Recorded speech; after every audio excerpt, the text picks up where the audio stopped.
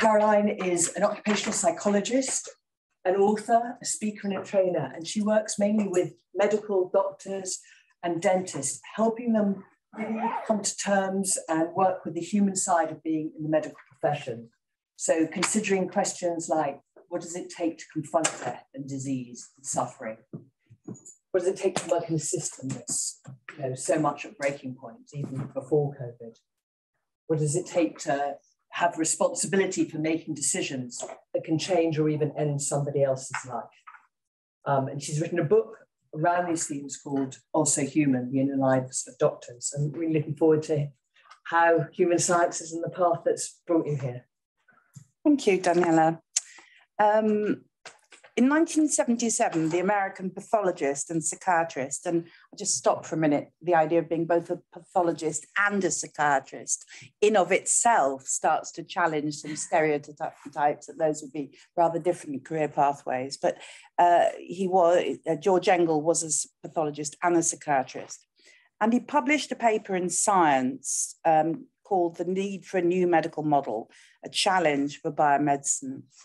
And Engel's new model was based on the results of his research into a wide range of diseases, ulcerative colitis, depression, psychogenic pain. And it was a challenge to a very narrow biomedical model. And in this challenge, Engel advocated something which I think would be bread and butter to human scientists, that we needed an interdisciplinary understanding of health, spanning biological, psychological, and social factors. And he called it the biopsychosocial model. Now, I graduated in 1979, 2 years after Engel's paper, and we didn't come across it in the human science degree. But the model seems to encapsulate the human sciences approach. And it also reflects the career trajectory that my own career has had since leaving Oxford. Because although I've had lots of twists and turns and done all sorts of different jobs, I've always been interested in weaving together biological, psychological, and social factors. So, for example, in my first career, I was a secondary school science teacher. And I was as interested, or probably more interested, in the psychology and the sociology of education as I was in the O-level, as it was then, and A-level biology curriculum. Later, I switched direction, and I was originally going to train, and that would have made more sense, as an educational psychologist. But children, family, all sorts of stuff intervened, and instead I ended up doing a PhD in health psychology. And I looked at the psychological impact of a chronic disease, insulin-dependent diabetes, in pregnancy and postnatally. Now, that's a classic human sciences approach, a classic biopsychosocial approach. And when I'd finished my PhD, which took me much too long, as I did it alongside looking after kids and part-time academic job, I landed myself a job in medical education. And I've been working in medical education for the best part of 25 years. Soon after I finished my PhD, I became interested in occupational psychology, probably because my own career had had so many twists and turns, and I ended up getting qualified in that as well. Although my first role in MedEd had nothing to do with my growing interest in career issues, and was actually part of an initiative to enhance the quality of teaching in medical schools. Later on, I ended up running a career support service for doctors across 70+ hospitals in London.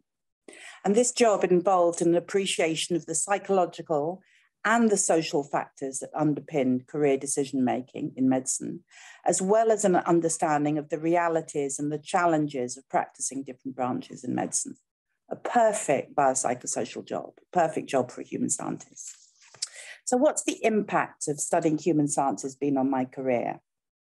In one way, I'd say it's made my life harder. I have to say this. Specifically, you can't qualify as a practicing psychologist as opposed to a research psychologist unless you have an undergraduate degree that gives you GBR, sounds a bit like GBH, but GBR, the graduate basis for registration. And even though there's quite a bit of psychology in the human sciences curriculum, it's not enough for GBR. The British Psychological Society governs that very tightly. So at the point I thought I was going to train as an educational psychologist, I had to first do a one-year psychology conversion course in order to be eligible to apply for the EdPsych training. In the end, I didn't take that path, but the fact that I'd done the conversion course allowed me later on to qualify as an occupational and also as a counselling psychologist. But against the fact that I had to do that extra year, there's so much that I gained from having studied human sciences.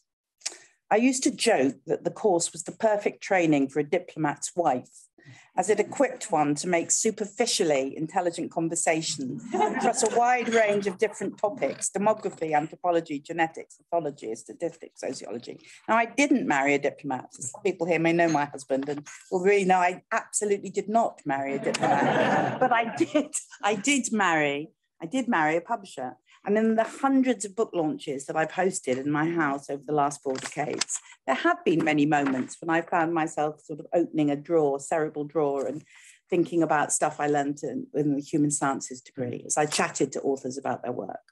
However, oiling the wheels of conversation isn't all that human sciences gave me. Most of all, what I took from the course was a passion for making links across boundaries, for breadth rather than narrowness. As an example, from my PhD, I looked at the factors that increase the risk of women becoming depressed during pregnancy and also postnatally. These factors are primarily social and psychological. For example, the nature of marital support and wider social support, previous psychological history, rather than narrowly biological, which is something I think that people don't always, I'm not talking about postnatal psychosis, where there is a much more stronger biological level, but actually the major determinants of postnatal depression are, we're talking about biological, sociological and psychological factors. More recently, building initially on work from the pediatrician and psychoanalyst Donald Winnicott, I've become interested in parallels between the feelings of depression that new mothers can experience when they can feel totally overwhelmed by the responsibilities inherent in caring for a new baby, with the feelings that the new doctors who come to see me often describe when they're first tasked with having responsibility for patients. The parallel highlights not only that those individuals with a prior history of depression are likely to be more vulnerable at the point of transition from medical school to being a foundation doctor, but the parallel between postnatal depression and the sort of the depression that new doctors can experience, the parallel also highlights the importance of looking at the quality of support that junior doctors receive from peers, from allied health professionals and more senior colleagues, as well as the quality of support, the erosion of support with things that can happen, like the fact we move our junior doctors around all over the country. And there's the inverse care law where the weakest doctors, those who struggled the most in med school, end up being moved further away from their systems of support. So I remain profoundly grateful for the curiosity that studying human sciences evoked in me, and also for the intellectual links that it's encouraged me to make.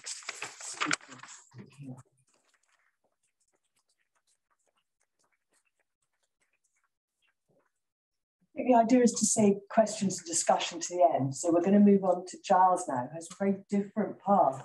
He's a historian, an author and a journalist who's based in Madrid and Spain. He's had various roles at The Guardian and at The Economist.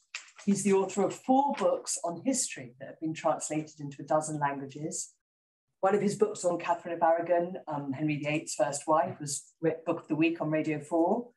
His biography of Isabella de Castile, the Spanish queen who sent Columbus to the Americas, won the Elizabeth Longer Prize for historical biography. And he's recently written a short book on the history of Spain and also on the international brigades in the Spanish Civil War. He's been a visiting fellow at the LSE and is a guest lecturer. So I think to move from human sciences to history is an interesting journey. So I'm looking forward to hearing from that. Okay. Thank you all for being here. This does feel a bit odd. I feel like saying, my name is Giles, I am a human scientist. You can sort of go on with Alcoholics Anonymous. But I am a very proud human scientist, even though I sort of get the feeling that I haven't followed a typically human scientist career, if such a thing exists. It's an undergraduate degree after all, and I'm sure people go off and do do millions of things. So, in fact, I actually came. We were having this a conversation like this by Zoom a couple of weeks ago, and I definitely felt like the sort of the weirdo who had come in from humanities and then gone back to humanities, because I actually did my my Oxbridge exam in medieval history.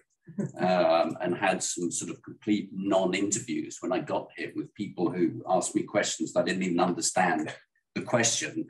And I remember vividly a sort of group interview downstairs here. I think this place has just been opened, with kind of 6 dons who looked at me and I looked at them, and we kind of went, well, so what do we have in common here? You know, unfortunately, there was a demographer at the back who could talk about the movement of the Huns in the 8th century or the 9th or whenever, you know, and so we were able to talk about demography. So I became a human scientist because I remember very strongly at school reading a history book on magic and thinking, no, history doesn't actually do this. History can't explain to me magic, and you know, it just really doesn't get anywhere close to it.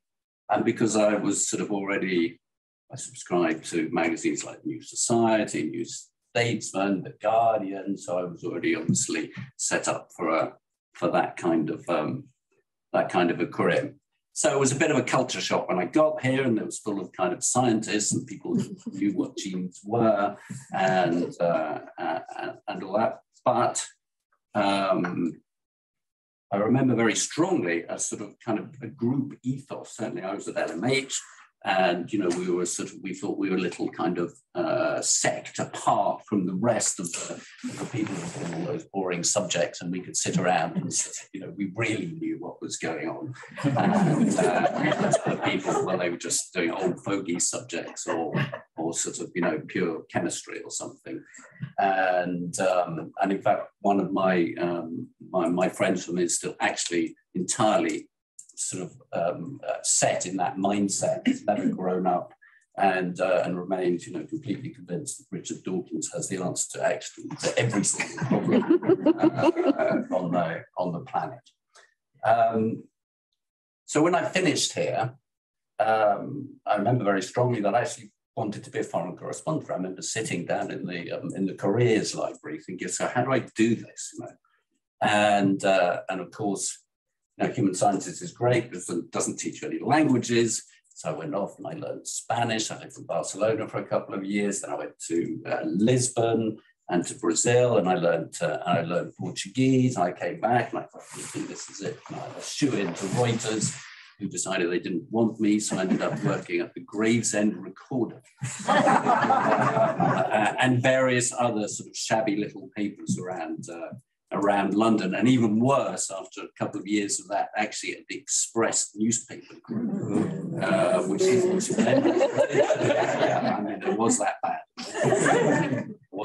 But fortunately, the Olympic Games were coming up in Barcelona, so I thought, I'll get out of here and I'll go and start stringing from there. And then I was employed by an American news agency to open their bureau in Madrid. And then I basically strung together a life sort of working for various newspapers from Madrid, and started with The Guardian in 2002, which was sort of like finding my spiritual home. And I still work with them. I write for the Long Read section, and I keep trying to leave, but I can't quite sort of fully manage it. And so what does human sciences have to do with all this? Well, sometimes I ask myself, well, what does human sciences have to do with all this?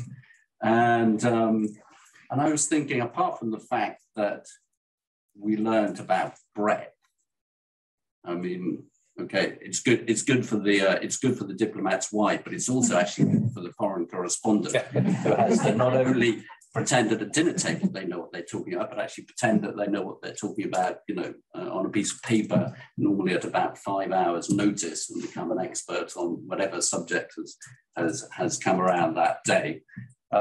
So in that sense, it was very useful. But the one thing I've sort of stayed with, and I was thinking about it today, was there's one question that remains with me all the time when I'm reporting, when I'm when I'm working in an archive, when I'm writing in a book. And that question is always, what else? What else? What else can we say about this? What's the other point of view? You know, what's left? There's always something else. And I remember very strongly being in a tutorial here, and one of the tutors looking at me and saying, well, you know, I can't even remember what it was, but he said, and of course that probably impacts this other subject that you're also studying and that I know nothing about, and therefore you know more than I do.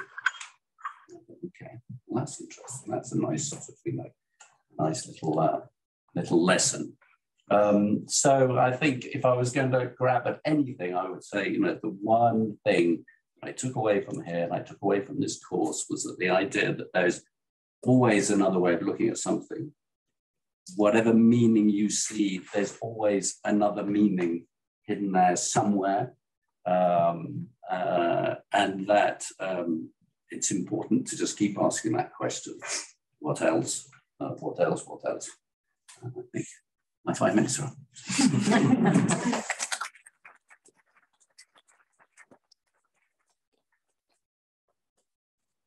Thank you very much.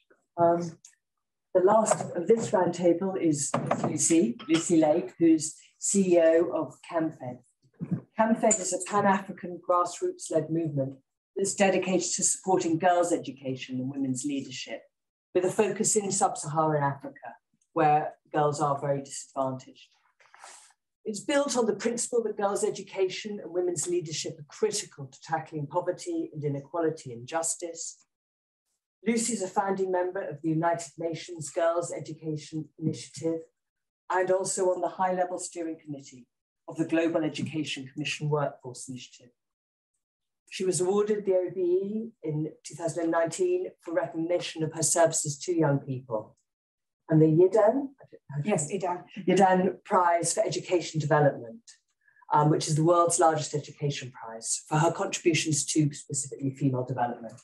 So very much looking forward to human sciences in your journey. Thanks very much. And yeah, I was here doing human sciences from 1991 to 94. I actually think I'd seen my tutorial partner in the back of the room, which is great to see. And building on what Caroline and Giles have said, I think very much for me, this has been an opportunity, being invited to this panel has been an opportunity to really look back and reflect on human sciences and the role that it has played in my life and in my career in ways that I hadn't really sort of stepped back and thought about before, but very much around the breadth that you mentioned, Caroline, and the looking at things from a different perspective, Giles, I think has really resonated with me. So back in 1994, when I had completed my degree, I continued my own research and following on from my long essay to look at the issue of girls' education, because it was really just emerging in the early 90s, the value of girls' education, the wider benefits of girls' education. And I think human sciences allowed me to look at it both from the rights, the social justice angle, as well as the returns, which were increasingly evidence was being brought through to demonstrate the impact of girls' education across the board in terms of economy, health, fertility rates, and increasingly now climate change. So the case was really beginning to be made at that time. And I think human sciences, through that multi-dimensional perspective, enabled me to really engage with and help push forward that agenda of looking at the issue of girls' education from the variety of perspectives in terms of the development benefits that it brought.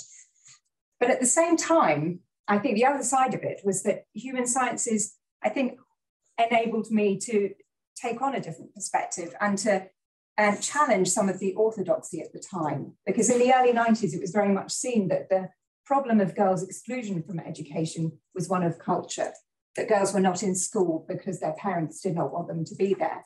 And when we started out in CAMFED in the early 90s, we intentionally decided to challenge the received wisdom of the day to prove that if you provided the financial support for girls to be in school, if you took poverty out of the equation, then the other factors that were underpinning girls' exclusion would fall away, and that it was not the poverty of culture that was driving girls' exclusion, it was the culture of poverty. And I think human sciences really enabled that kind of perspective to kick in.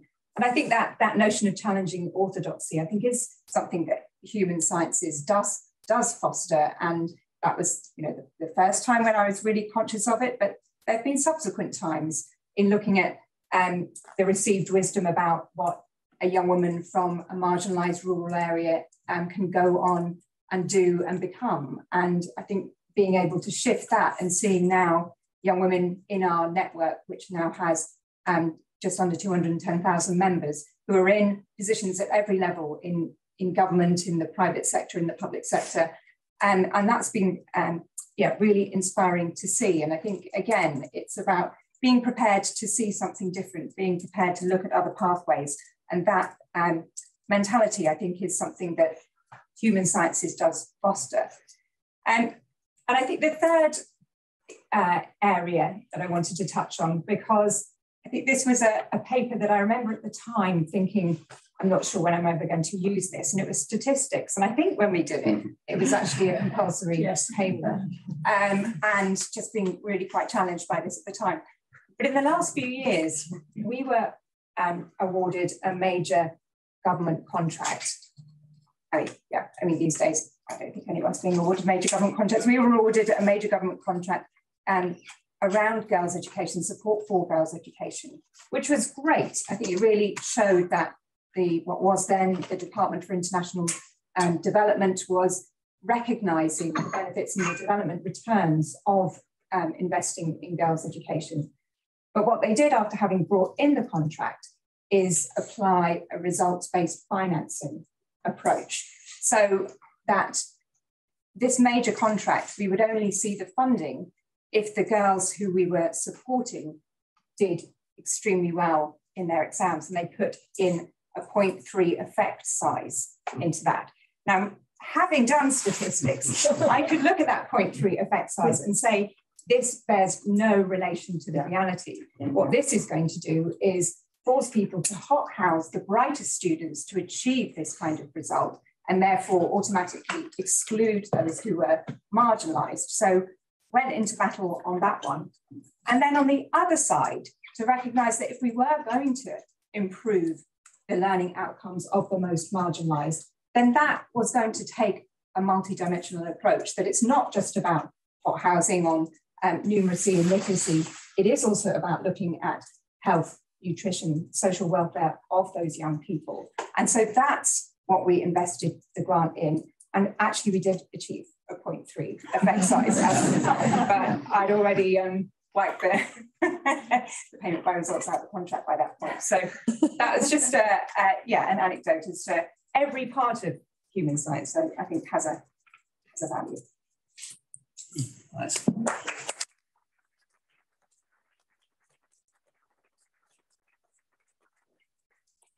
For someone who still goes cold at the thought of a statistics paper, that's worth knowing.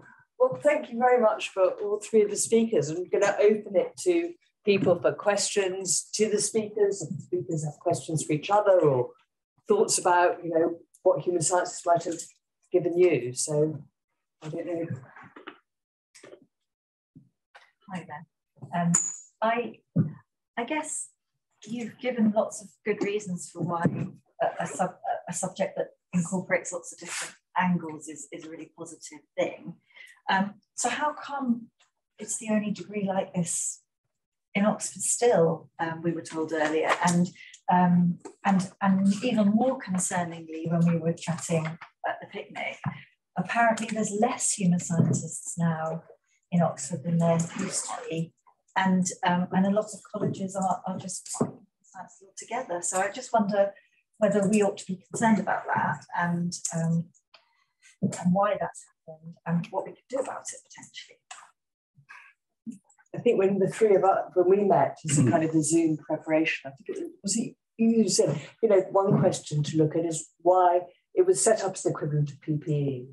We don't have we haven't had a prime minister why haven't More's we? the pity. You know, more's Yes. the pity. Yes. Why don't we get human scientists in those kind of positions? Because with the kind of understanding and breadth and the what else, Yes. they're always asking what else. Yes. So I was the one who brought up my friend who was Theresa May's personal PPA or whatever. Anyway, an MP, a Tory MP, who is now gone off to be our man in Havana.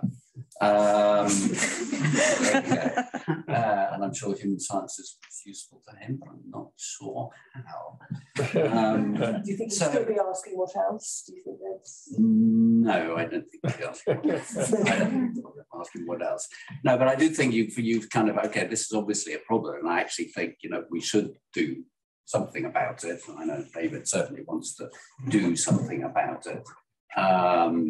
So when I arrived here, I got the impression that really this was the new thing, the big new thing, you know, that this was something was changing in Oxford, that I was part of this thing that was changing in Oxford, and that and that this was going to be great, and that we were going to kind of, you know, show a way forward, and everybody would think, you know, we were brilliant, and then everybody would want to do something similar. And I mean, David will explain to you exactly, you know, what the inertias and the different breaks on all that are. All I can say is that, you know, I mean, from a very personal point of view, when I've gone into, and it's a sort of wider problem actually in Britain. I live in Spain, I've lived there for 30 years, I've changed nationality, so I'm sort of slightly out of the game. But in the newsroom at The Guardian, or in the sort of fairly kind of, you know, senior common room-ish kind of debates that The Economist has every Monday morning when it's talking about the you know, that week's issue, you can tell that everybody studied one subject. And it's not human sciences. And it's not human sciences. It's not human sciences. Normally it's English, which is like, okay. Or PPE, an economist, most entirely PPE, or perhaps history.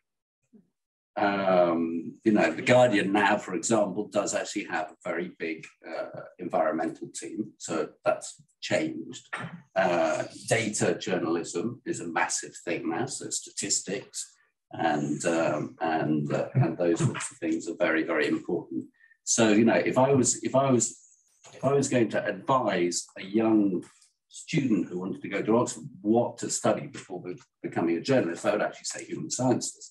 And I would say, you know, and if not, go somewhere else. That's what I would say.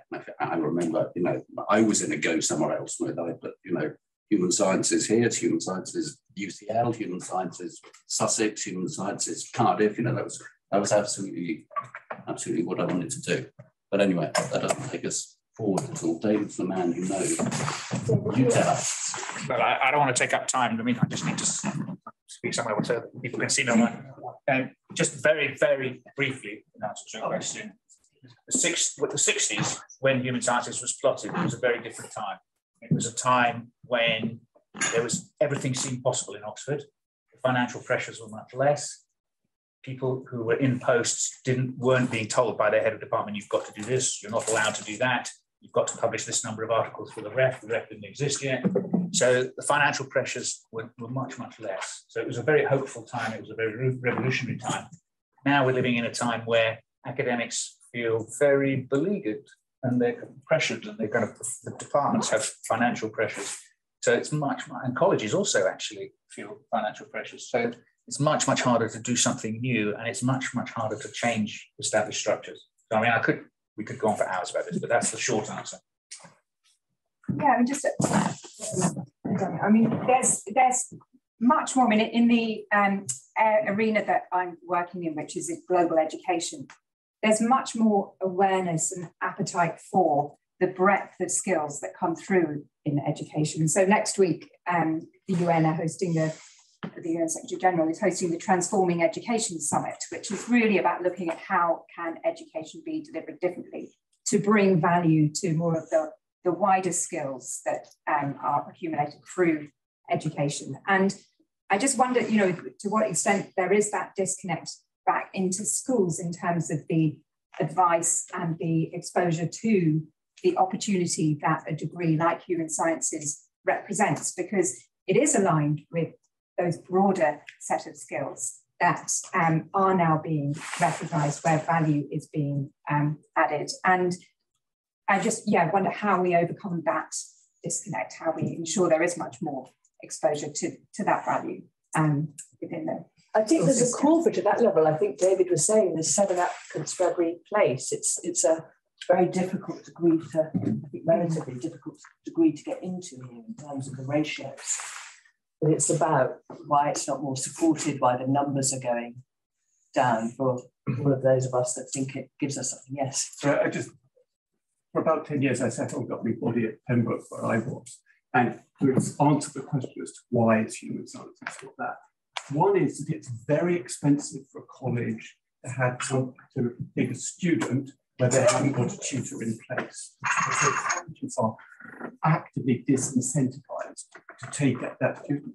And the other side is that many schools, if they've got a very bright student, there's everybody in this room, who's very good at the core subjects of physics, chemistry, maths, that sort of stuff, as well as they are going to push the student to go into a pure subject that makes their statistics look better.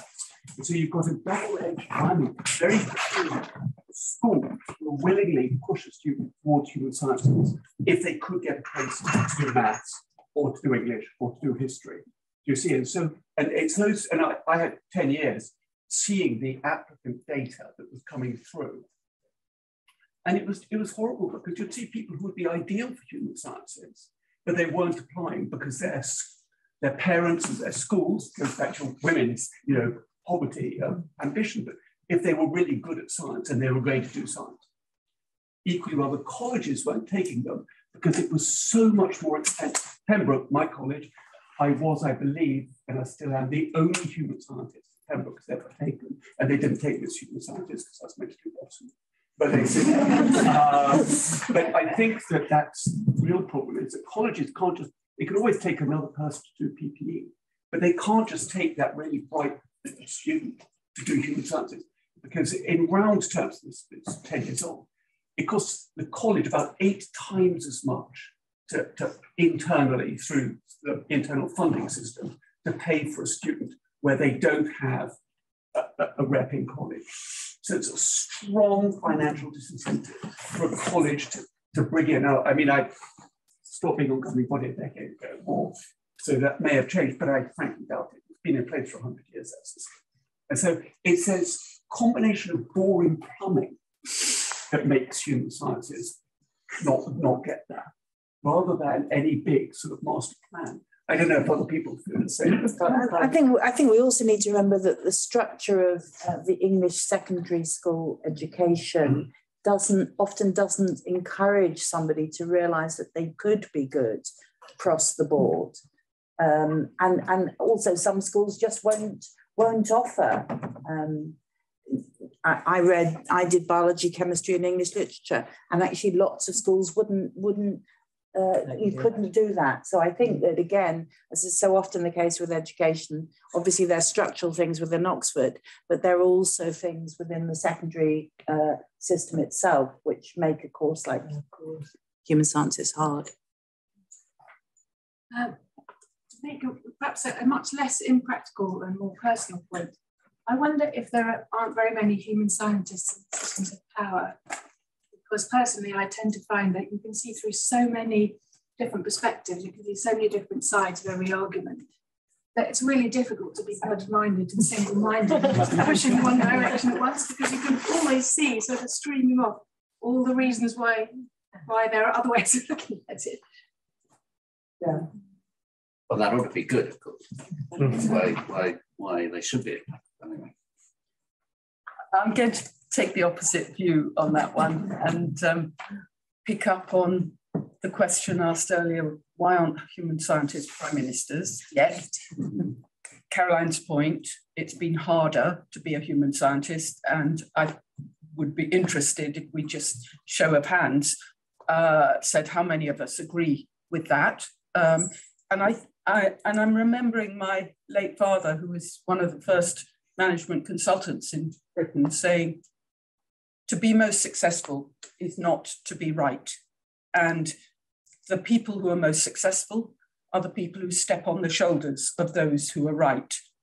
And I think that everybody who's here must be here because human sciences has been one of the most amazing educations for them to be able to get this interdisciplinary understanding of every issue, which I think has given us the right answer, but then doing something about it within a very siloed world, and whatever careers we're all in, is another whole issue.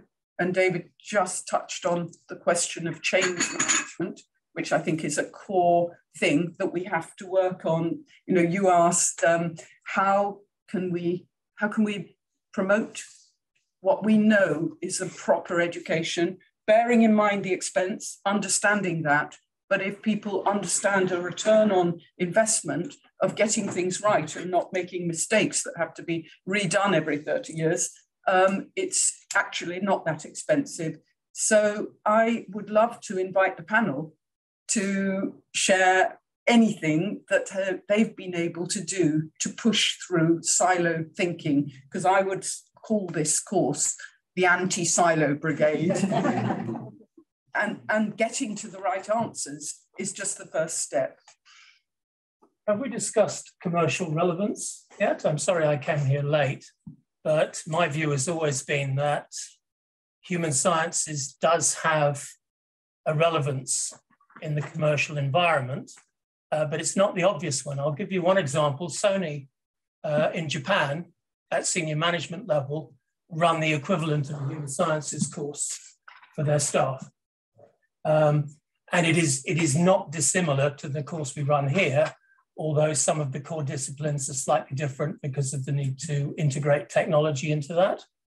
And if one is going to look at human sciences as integrating knowledge fields, we have to create a new vertical out of a horizontal if we're going to make any sense, because otherwise we're always going to be under threat.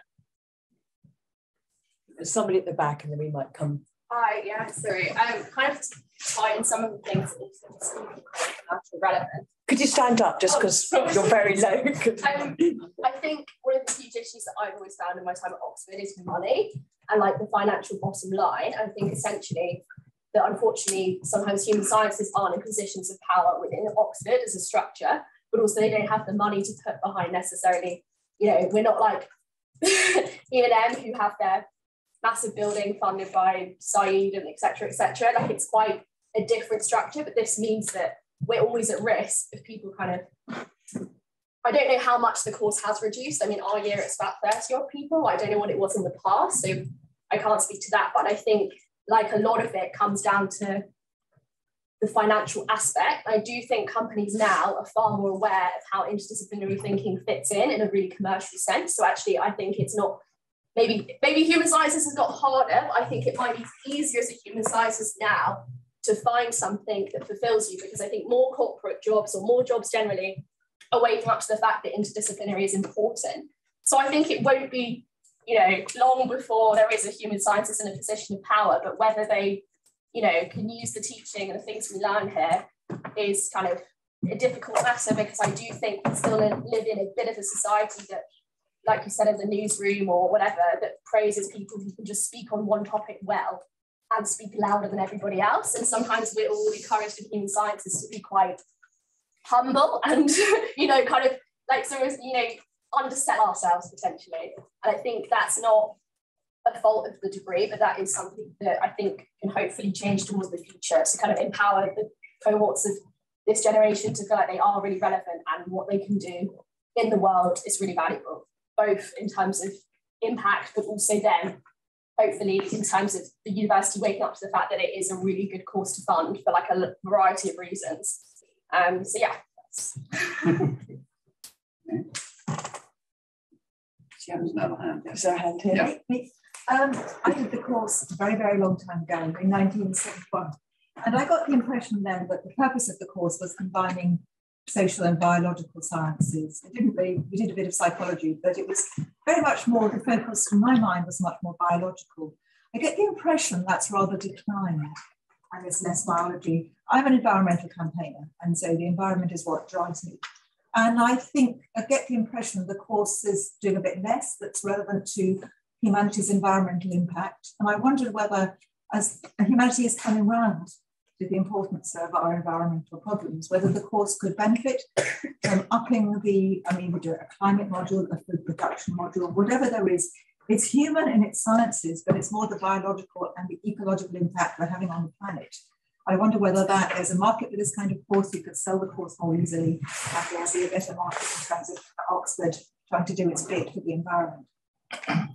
That's a question for David to answer in terms of the makeup of the course and the environmental. Well, I don't think, well, I mean, paper 3 now has a conservation element in it, which it didn't have before. And we've just hired a new, he's a cultural anthropologist, but he's absolutely very much an environmental anthropologist and does multi-species anthropology and so on. So I think, yeah, I think the kind of concerns that you're pointing to are very much going to be central as we, going forwards, as they say. Let me not say more than that. I think one of the things that's come up to me in response is that confidence of sometimes thinking, I don't know as much as other people in the room about this subject. And actually, as a writer, that can be slightly problematic because it then means I go and spend a year trying to find that bit where ultimately I'm still going to write something that is integrative. But there is a lack of confidence of going into that environment and saying, okay, I'm going to talk about this from this interdisciplinary perspective, and whether that might be one of the drawbacks of human sciences is at some level, not quite. It's just as first time it's ever come to me when Lady at the back was speaking, but sometimes that can be a lack of compared to somebody who's done a pure degree in something. I have to counter that, sorry to interrupt. To me, the great strength of human sciences, when as a human scientist undergraduate, I went around and talked to other tutors, was that I knew things which were relevant to what they were talking about that they didn't know. And that is the truth of, I think, all of our experiences, that in some subjects, we knew more about what they were talking about than they did. More angles. The key thing to me is not that we have the knowledge, it's that we have the ability, because we have the semantics and the methodological understanding, to be able to communicate with the experts, to filter out the information we want. And that what we as human scientists can do is bridge those gaps, because it's not about the knowledge, it's about the politics, it's about the semantics, it's about the methodology, it's about the conceptual framework. And that has to be what's core to the degree, so that to meet your needs and to meet all of our needs in many different fields of knowledge, we have the ability to talk to experts, but not just the experts that are in a pigeonhole over here. We can actually communicate. But I think what you said there is not a weakness, it's a huge strength. I'll back that up as well. I think the ability to go out, whether you're in journalism or in television production or in broadcasting or anything like that, and be able to convince the people you're talking to that you know what you're talking about is absolutely crucial, and human science has given me that. I'm really sorry I missed the beginning, but I was really surprised to hear you say there's no one in power. By power, are you meaning hard power? Are you including soft power and the ability to influence the cultural debate? Because I think there's a huge number of human scientists that from their positions of soft power have influenced national debates in all sorts of areas. Yeah. Yeah, I think we're talking about visible. I think it was a comment that I made on the Zoom call about the fact that how many prime ministers had read PPE. And there was, as David said, in a different climate in the late 60s. Certainly some of the things, I mean, I came in 1976, but there was this feeling that we were supposed to be the new PPE, and we've never we haven't sort of grown organically, and we're in a very different shape than PPE as a course. I was just wondering if there's ever been any plans, or were any plans to kind of develop some sort of human sciences course at a kind of later levels of a master's level course. Because I definitely felt like one of the feelings I had on the degree was that I absolutely loved it. There were lots of parts of it I loved, and kind of my feeling of what to do next. Because choosing to do one thing at a master's level there were lots of little bits of things that I liked. There wasn't kind of one where I would have loved to kind of stay on and do a little bit more that was a bit broader, maybe not, not doing all the different subjects, but maybe kind of cutting down to 2 or 3. And I was just wondering if that was something that had ever been kind of considered or discussed, because I think that can sometimes be a bit one of the feelings with human sciences is what to do next, and particularly if you stay within academia, you're expected to kind of subspecialize more and more. And so that's something I was wondering. Well, we do have the Masters in Cognitive and Evolutionary Anthropology, which is a kind of, one pathway, one logical, very logical pathway from human science. I mean, there used to be the Institute of Biological Anthropology next door, and it used to be possible to do a Masters in Human Biology. This is the replacement for that. Yeah. I think the great strength to me of human sciences, it isn't even so much the topics that I studied here. And I think when I write about human sciences, what it promotes and encourages is something that I think is developing, which is connected thinking and like scientificity. But there are books coming out, like Hannah Critchlow, she's just brought out a book about connected thinking, and I think connected thinking is what human sciences is, that's what's great about human sciences for me, and the importance of encouraging that as rather than a narrow angle. Gentleman at the back. Thank you. Oh, yeah. Like an entrance. I came to human sciences as a serving police officer because I thought that policing was a perfect human science, if you like, because it covered a wide range of matters, psychology as well. But then I think human sciences have become a victim of what I call the cult of specialism.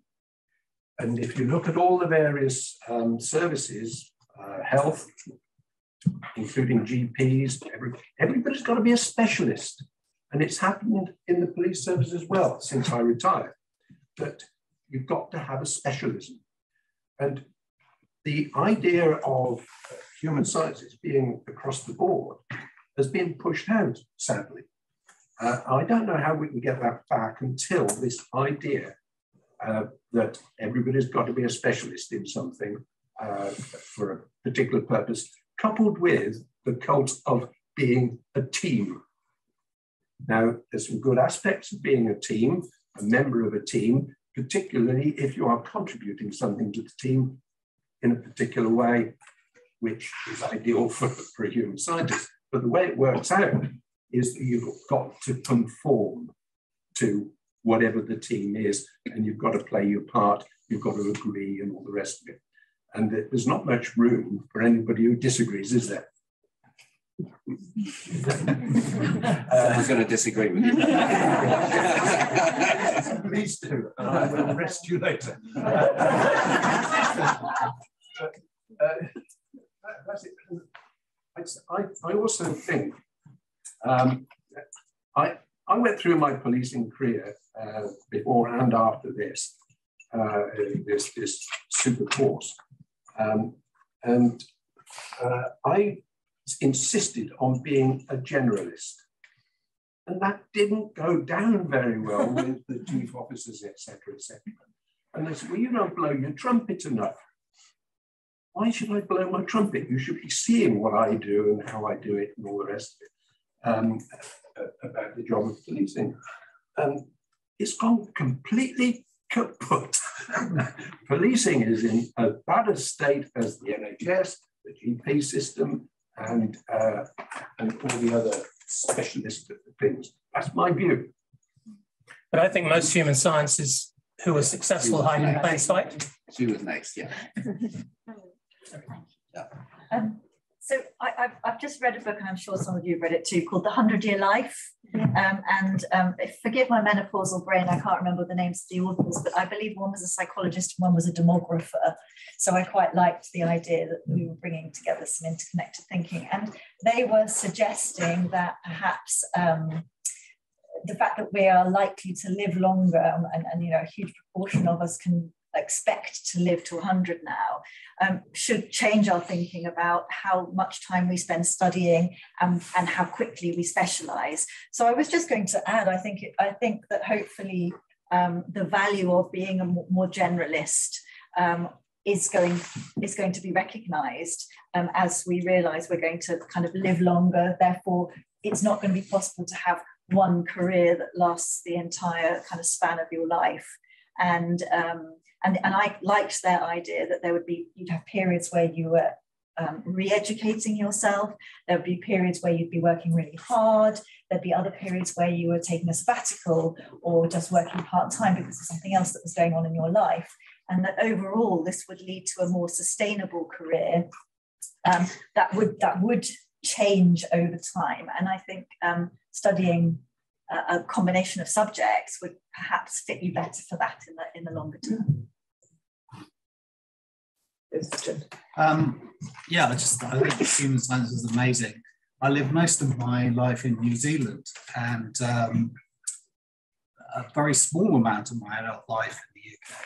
And the thing I want to share with you is that POMs, i.e. us, prisoners of Mother England, as they're known in New Zealand, have this reputation of being only able to do one thing. It's like, that's bloody useless in a country where there's only 3 million people, where you have to be able to do everything. So I guess what my reflection on this is that Britain is a specialist society, Germany is even more of a specialist society.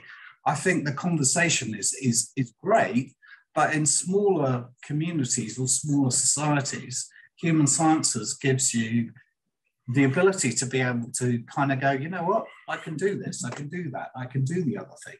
And in smaller societies, you're absolutely expected to do that. It's like, what, you can only do what? Journalism. What's your problem? We need people who can do PR and people who can do marketing, you know. So I guess the kind of context there is around going, well, there's this kind of wonderful sense that actually in smaller societies, you're expected to do more. And I wonder if larger societies will ever be able to kind of embrace that. So that human sciences for me was great because people looked at my CV and kind of went, oh, you've done all sorts, that's fantastic. Whereas in the UK, it would have been, what? What can you do? So, yeah, I guess it's a kind of invitation is to say, you know, as human scientists, we fly above. Let's fly above. This conversation is kind of British centric. There are lots of environments around the world where being a generalist is really, really important. So, you know, we're born with curiosity as a human scientist, born with this ability to travel. Let's open our minds to where, in fact, human sciences will most land itself, and that will be in smaller societies in different cultures. So I don't know if that's really. I'm going to look at though from a different point of view, though, building on what Giles was saying, because if we look at American secondary education, America is not a small country. It's not a country without global power, and even in elite Ivy League institutions, they will have much greater breadth. So I think that it's not only the size of the society, it's also that you need to look at the history of education within the country and within this country. If we look at a very narrow approach has always been what's been valued. Yeah. So, I was just going to talk about the different kinds of education that we're talking about, because I think we're kind of we've got two things. One is education for life, education for jobs, which, and I think we would all agree that human sciences has given us an amazing breadth, which helps us to understand different perspectives and so on, which enable us to have fulfilled jobs, no matter where we're working. But then there's the other education, which is a kind of formal academic. Back to the question of masters, I've always felt, you know, what do you do after you do an undergraduate human sciences degree? You have to go back into a silo, right? And even the people teaching us have come from a silo. So that, I think, as well, bringing in this thing of what's the thing that binds it. I'm not sure there is a methodology really for me. There wasn't, well, I didn't come away thinking, I know as a human scientist how to necessarily bring all these things together. So it feels very much to me like that is done in our heads as undergraduates, and we all do it in a slightly different way, probably. And so one of the things, like, I know, say the Wellcome Institute, Wellcome wants to fund interdisciplinary research. How do they do that? They don't really know, because they don't have a way of getting people from different silos to look at papers which are ostensibly interdisciplinary.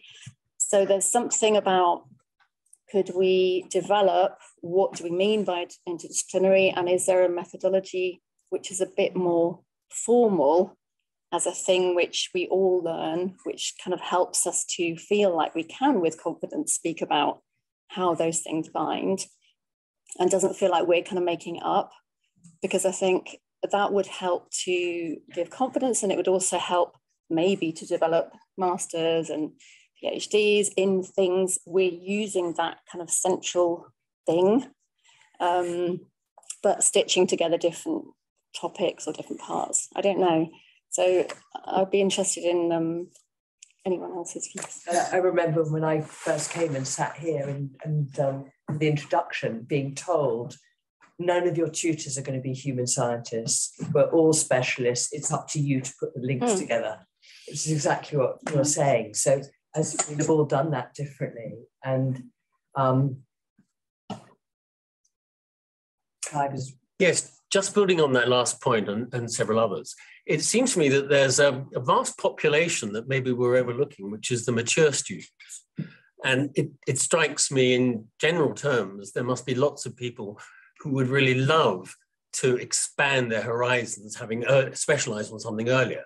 But then set against that, we've got the existential problem of the dwindling financial status of the collegiate framework, without which such an expansion would be impossible. Are there funding systems that might allow for an expansion specifically focused on mature students, with the idea of not only serving that part of the population, but also increasing our impact and appearance to the public? It's a very big question. I suppose there is the further education department, otherwise known as Kellogg College. I'm going to inherit this building in one day. So there is that. I suppose it's possible, but that all requires more people to teach, of course. So yeah. Probably one final question. It was just to ask which pot of money. Suppose I don't have any money, so just say, suppose has millions to donate. Which pot does the money need to go into? Does it have to go into colleges? Colleges that need the money, specifically sports students. Does it have to go into human scientists? Yes. Human scientists pot. There's a link on our website.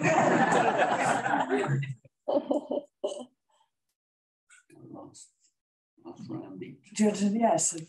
Yeah. No, because I just wanted to say that. So I've been listening to everybody, and I absolutely remember the policeman from Thames Valley, several of them who did human sciences. Wasn't it Thames Valley? Sorry. Well, anyway, they were in my day. There was one. Okay.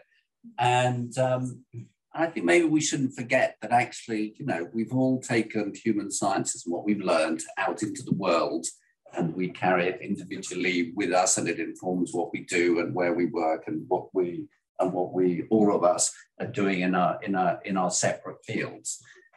So in that sense, it's not a lost cause, which sometimes it sounds, sounding a bit like that. No, we've taken this, it's enriched us, and we've been able to take it out there, and certainly in my writing, in my journalism, it's been very important. I also wrote down the word soft power as soon as we were talking about power. I mean, actually, this is soft power if you want. NGOs are, culture is, So it doesn't mean we disappeared. And you know, and my apologies to my friend George if he's watching from Havana. I didn't mean to be rude about Conservative MPs at all, and I would like to think that, you know, he also took human sciences, you know, into the House of Commons, and, you know, and applied some of his knowledge in an atmosphere, you know, in a world that actually also needs some of that input. So you know, if we have a problem, it's certainly not what we do or what we can do with what we do. It's that maybe we don't have enough money. Hello, philanthropy, whoever it could be, and you know, and it's very difficult to, as someone said, to blow the trumpet. Well, yeah, I would just say that in this last hour, I think I've gained a far deeper understanding of the value of the nature of the human sciences degree and the interconnected nature, the breadth of perspective, and the relevance of that, and the value of that to young people in looking at their careers now. And to your point, I wonder to what extent one can make that more present, and find ways to articulate that more, because I think that going into that degree with a sense of the value of what it brings and does could be very motivating for many, and there could be other ways to connect, not just international organizations like mine, but other organizations and companies that could as well be part of investing in that kind of approach going forward. So I think there is real value in that, because fundamentally, I think human sciences does lend itself to really thinking about system change. And the irony is, David, that we need system change in order for university to really gain the value of that. I'm not sure I have anything to add other than the two colleagues have said.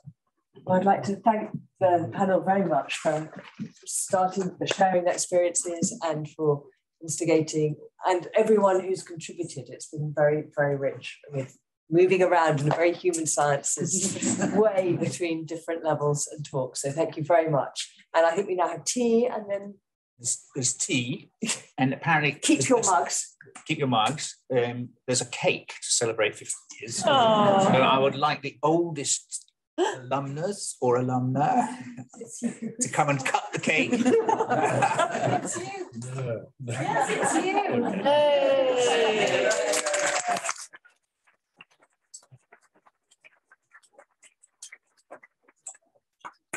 So where's the knife? I think that will be provided because Reverend Paisley. Thank you very much.